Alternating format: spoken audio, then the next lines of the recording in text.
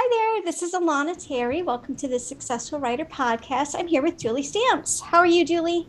I am doing great. How are you? Oh, I'm so good. I'm so glad we get to chat. We talk a lot, but I'm really glad we get to chat in this capacity because that's going to be really fun. Very good. I can't wait. Yeah. So Julie is a romance author with a couple pen names under her belt, and our goal today is to chat all about Vella. So you tell me where you want to start, Julie. Do you want to tell us a little bit about yourself, or do you want to dive right in? Like, what's Vella? I'll give you just a little bit about me. I do write in several genres. I stick mostly to romance just because that's where my heart is.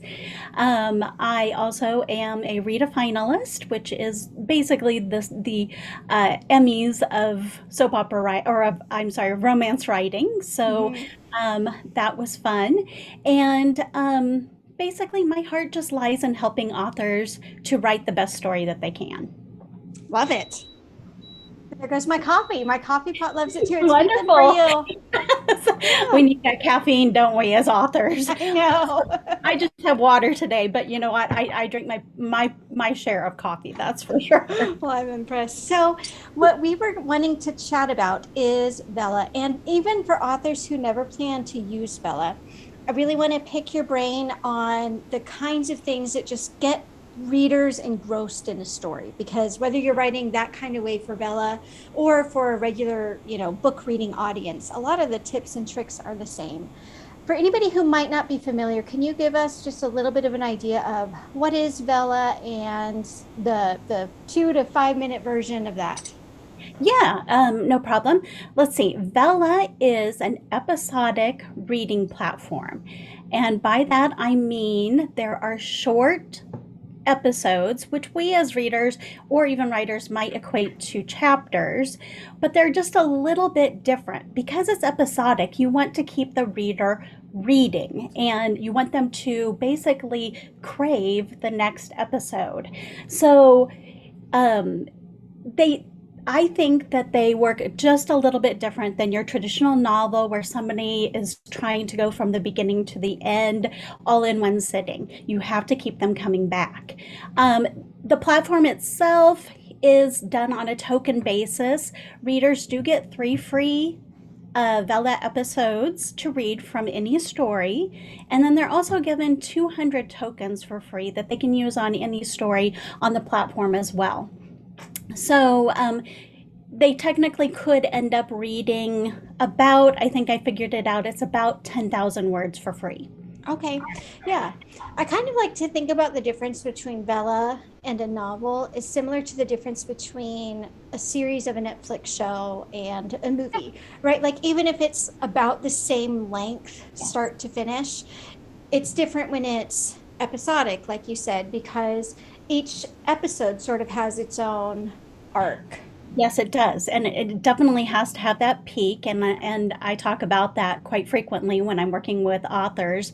That the beginning has to be a catch. There has to be a real moment of fear or personal need or something is happening kind of thing, and then the middle really has to build. In every single episode you have to have it building, and since Amazon does allow you to only put up 600 words up to 3,000 words. You have some room to play in there, but I'm not sure that I know an author who can get it done in 600, that's for sure. So Right, right. I'm saying that you really have to build that peak, and then when you come back down, that ending has to be a catch to get them to read on to the next episode. Yeah. I was thinking about movies and how streaming has changed when you were talking about hooks, because like Wizard of Oz starts with 5 or 10 minutes of just music, you know what I mean? And Yes. all Yeah. the names. And Yep. now it's Credits. like if maybe in the 90s and early 2000s, it would be like only 1 minute of music, and the music would be a shot of the room. So you would get to know the person. And Right. now even that's too long. Like Yep. Yep. now it starts with action or dialogue.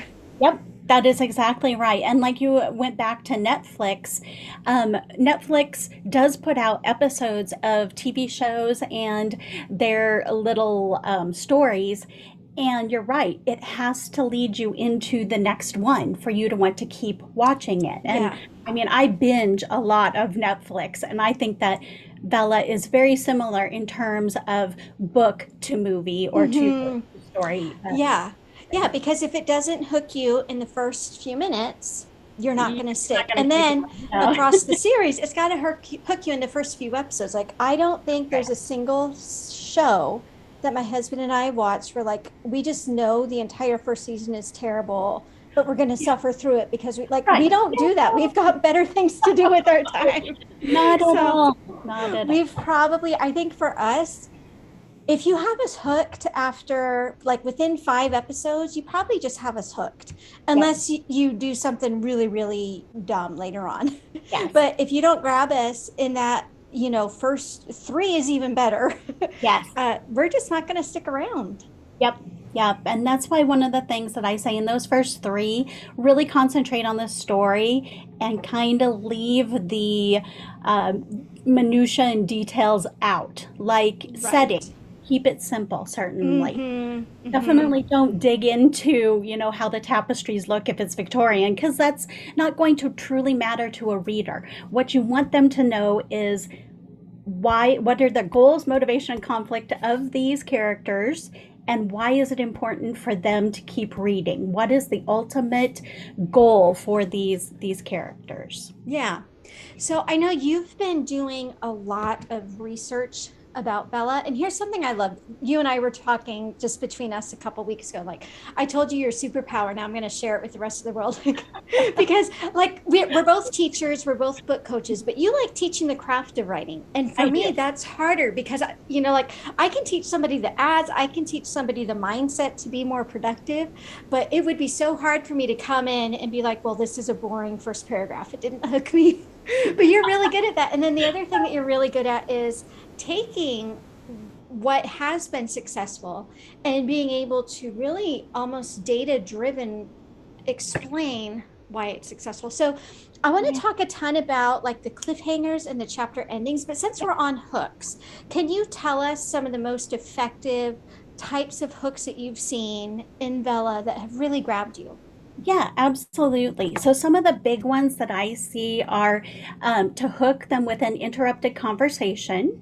Mm-hmm. So basically, what that means is you drop them right into the middle of a conversation. Say it is a sheriff and a business owner talking, and you drop them right into, well, why can't I do that? The reader instantly wants to know, what is she trying to do and why Right. can't they do it? Certainly. Mm-hmm. The other Mm-hmm. things that I look for, I love when episodes start out with pieces of the puzzle. And what I mean with that Mm-hmm. about that is there are three or four things that are unconnected, but you're going to connect them by the end of the episode. So maybe it says a fat cat sitting on a ledge, a cup of dimes next to the cat, and a open book kind of thing. Well, Mm-hmm. what do those things have to do with each other? Certainly. So then you pull the reader in using those items and letting them know why they're important to Mm-hmm. them.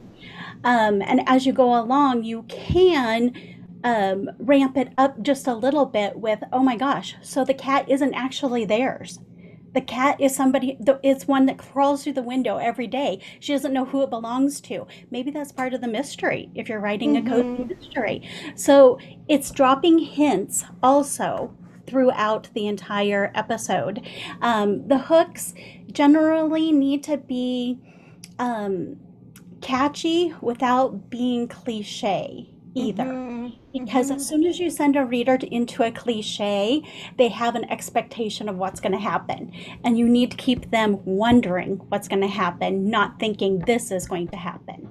Does that make Yeah, sense? that makes a ton of sense. And I'm even thinking about the difference between the story arc of a novel and the story arc of a Vella series, because similar, I think, to a TV show, Yep. most TV shows, each episode is really its own arc, unless it happens to be a two-parter or something. Yeah. But those episodes work together to create a series arc, and the series work together to form a season. Or I Right. said it backwards, but you know what I Yeah. mean. I do. I So do. I guess yeah, let's move into like the chapter endings or the episode endings because you've got to hook them, but assuming you hook them, then you got to keep them coming back. That's almost like there's added pressure because if somebody has bought your Kindle book, yeah, I mean, you are going to lose people if it's really dry or boring or they just really don't resonate with your style.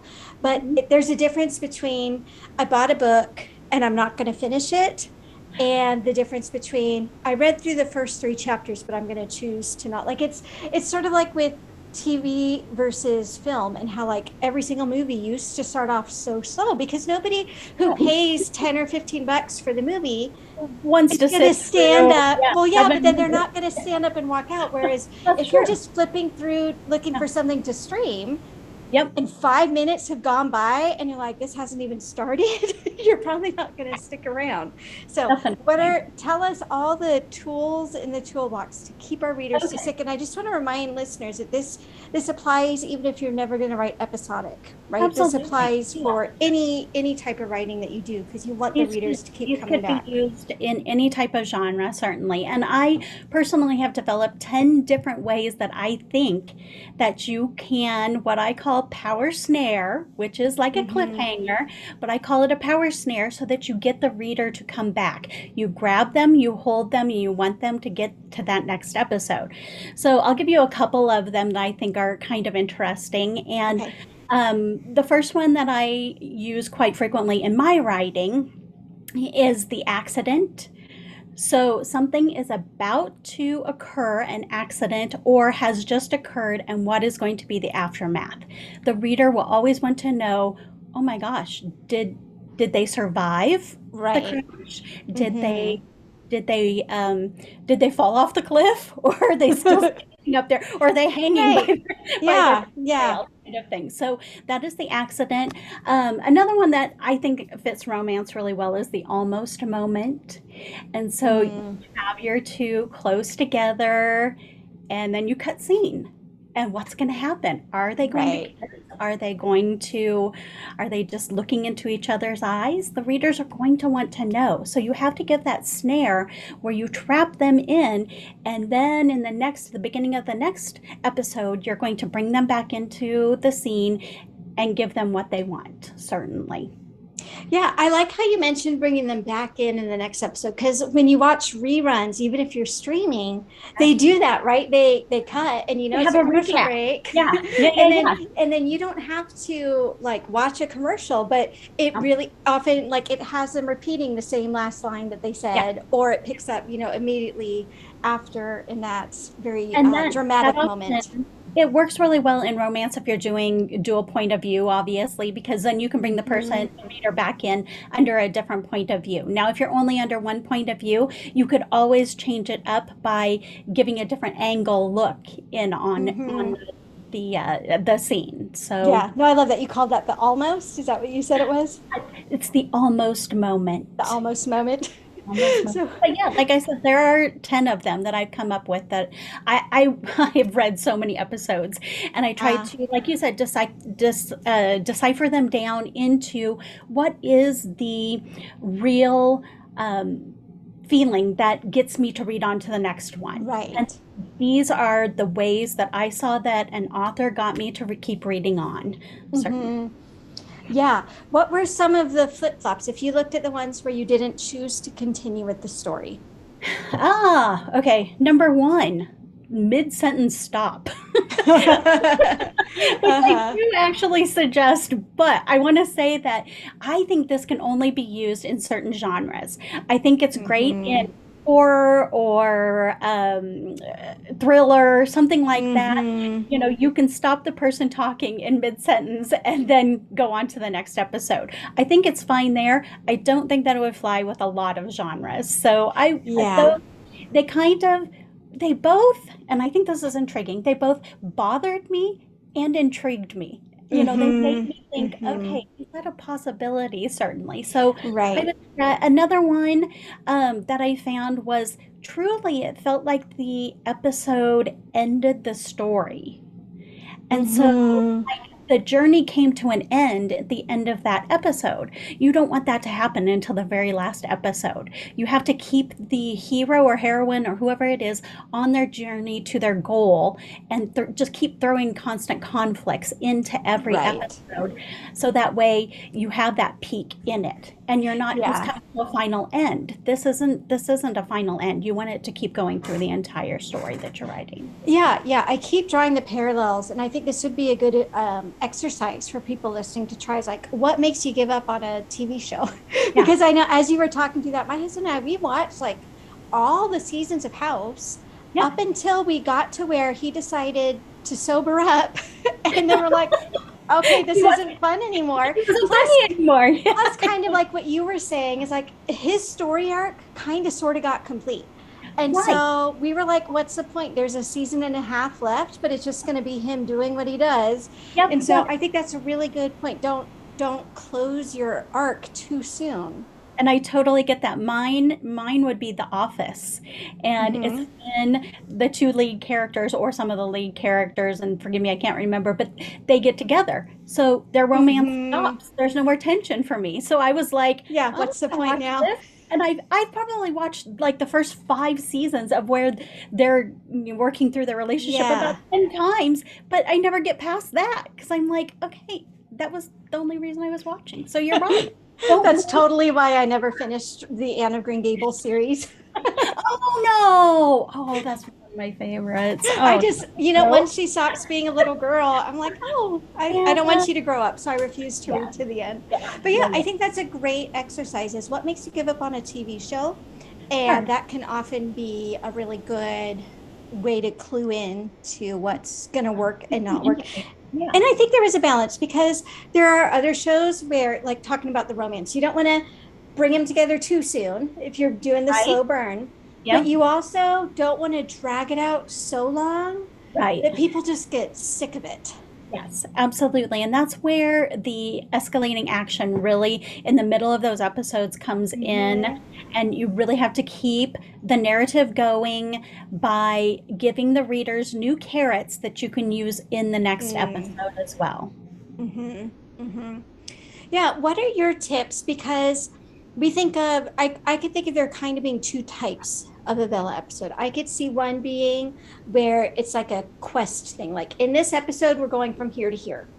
And now that we're there, in the next episode, we're going to go to here to here. Almost like the detective shows where every episode is its own thing. Little mint. Or Yeah. yeah, or there's the kind of episode that's more just like a chapter. You really have to read them, start to finish. Are you finding Vella has more of one than the other as a reader? Are you finding that how people are doing it? Is there a certain way that you feel like is a good thing to keep in mind? Yeah, and I have read plenty of them where I think that something that's 30,000 words or more is probably one, more effective from a story standpoint, two, more profitable for the author, which is Right. always an important consideration. Mm-hmm. We Mm-hmm. have we want to make money off of this. And three, I think that that length allows you to give enough episodes, even if they're 3,000 words the maximum, you have 10 episodes, you're able to give them enough story for them to want to continue reading. Now, I personally just published, and I'm continuing to publish, a short story on there because I want to see how those do as well. Mm-hmm. So I want to see, can I make money off of the short story? Because that's what I enjoy writing in general.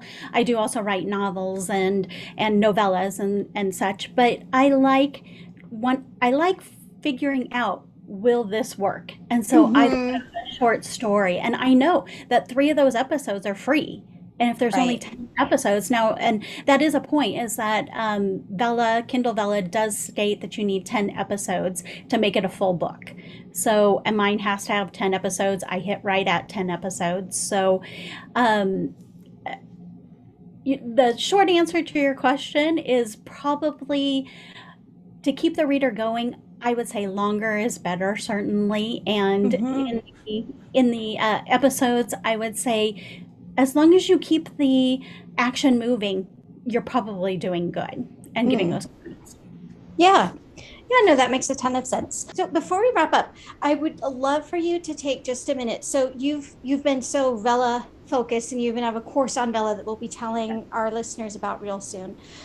But some people listening are going to just keep on doing their novels, keep on doing their full length books. So out of all the things that you've been so deliberate looking at what works in Vella, what would you say are the takeaways that any writer of any length can use to make their writing better, to hook their readers more effectively? Well, I definitely think that ending to every chapter. I've looked at so many novels as of lately, or read so many novels lately, where at the end of the chapter, it just doesn't have that oomph and doesn't have that uh, moment that wants me to read into the next chapter. So if you're going to do anything, go on ahead and give it not a cliffhanger, but give it some type of power snare. Give the reader a reason to keep reading. And that's where I would like any person who wants to write to keep those chapters moving, keep the end of the chapter having that one moment where the reader's like, I need to know what's going to happen next. The second thing that I would say is being concise, certainly. Overly flowery, that's just not going to cut it because it's going to bore the reader, and it's also going to make the story seem um, overly done.